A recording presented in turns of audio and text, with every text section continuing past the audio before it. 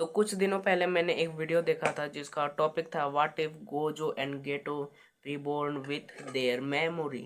तो मैंने भी सोचा कि इसी टॉपिक पे एक वीडियो बनाते हैं क्योंकि मुझे गोजो और गेटो का जोड़ी काफ़ी ज़्यादा अच्छा लगता है। तो चलो बनाते हैं इस टॉपिक पे वीडियो। अब देखो ये 100% तो एक्यूरेट नहीं होने वाला है, तो मैं इसका ट्राई कर रहा हूँ। तो अगर तुम्हें अच्छा लगा तो पार्ट 2 भी आएगा। बट मैं इसमें एक चीज़ क्लियर कर देना चाहता हूँ कि यहाँ पे गेटो की मेमोरी वहाँ तक होगी जहाँ पे कलिंग गेम के दौरान केंजाको को यूटा ने मार दिया था पीछे से, और वहाँ तक की मेमोरी रहेगी गेटो की, क्योंकि बॉडी और सोल वाला सिस्टम है। और गोजो की मेमोरी वहाँ तक रहेगी जहाँ तक उसने सुकुना से फाइट की थी और वो मारा गया था।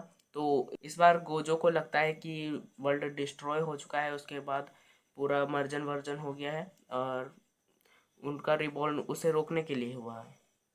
सेम फॉर गेटो। गेटो को भी यही लगता है कि जो मर्जन वाला सिस्टम था वो चालू हो चुका है, तो वो ख़त्म हो गया पूरा वर्ल्ड, इसीलिए वो लोग का रिबॉर्न हुआ है। तो जल्दी से इसे स्टार्ट करते हैं। अब शुरू के सीन में हम लोगों को दिखाया जाता है गोजो और गेटो का रीबॉर्न। बट इस बार गोजो को उस टाइम तक की मेमोरी याद है जिस तक उसने सुकुना से फाइट की थी और वो मारा गया था। और इस बार उसका गोल है कि वो सुकुना को हरा दे, इसलिए वो बचपन से ही ट्रेनिंग करने लग जाता है अपने सिक्स साइज और लिमिटलेस टेक्निक को जल्दी से हासिल करने के लिए। बट उसके पास मेमोरी तो है उस लेवल की पावर का, बट उसका बॉडी उस लेवल का तैयार नहीं है, इसीलिए वो जल्दी ही उतना पावर लेवल अप नहीं कर लेगा, इससे स्टोरी में इम्बैलेंस हो जाएगा। तो सेम फॉर गेटो भी। गेटो को भी इस बारे में पता है कि आगे जाके केंजाकू उसका हड़प लेगा शरीर, इसलिए वो उससे बचने के लिए और सुकुना जैसे थ्रेट से बचने के लिए अब वो भी हॉन्टेड जगह पे जाने लगा है जहाँ पे कर्सेस, स्ट्रॉन्ग कर्सेस मेनली पाए जाते हैं, और उनसे फाइट करके उन्हें एब्जॉर्ब कर लेता है। बट वो उतना ज़्यादा स्ट्रॉन्ग भी नहीं बन जाता है जितना उसने जे के जीरो मूवी में हम लोगों ने देखा था।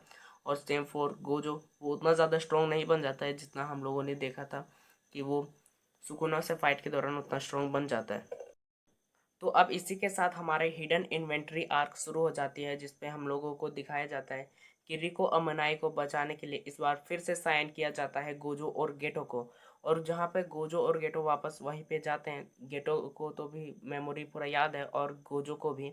बट इस बार गेटो बोलता है गोजो को कि अगर कोई भी असासिन हमला करे, स्टार रिलीजियस ग्रुप के पास बहुत सारा पैसा है, तो अगर कोई असासिन हमला करे तो तुम पहले उस पर पैसा ऑफर करना। और ये मैं इसलिए बोल रहा हूँ क्योंकि गेटो को उन लोगों के असली प्लान के बारे में पता चल गया था कि उसने हायर किया था तोजी को। बट गोजो को लगता था कि तोजी रिको मनाई को मारना चाहता था। तो इस बार गेटो उसको बोलता है यही चीज़, और गोजो भी यही सोचता है, मतलब डाउट उतना नहीं करता है। और यहीं पे हमारा जितना भी हम लोग को सीन दिखाया जाता है उन रीजनल टाइमलाइन की उतना ही होता है, मतलब कि लड़ाई वड़ाई होता है और रिको को बचा लेते हैं, मेड किडनैप होती है उसको भी बचा लेते हैं, और फिर वो वापस वहाँ पे पहुँच जाते हैं जुजुत्सु हाई के अंदर। बट वहीं पे तोजी जैसे ही अटैक कर देता है गोजो पे, उसके पेट के आर पार कर देता है वो अपना जो भी था तलवार वलवार। उसके बाद तुरंत ही गोजो उसे पैसे ऑफर करता है, जित उसके डबल अमाउंट जितना उसे मिला है मारने पे रिको अमानाए को।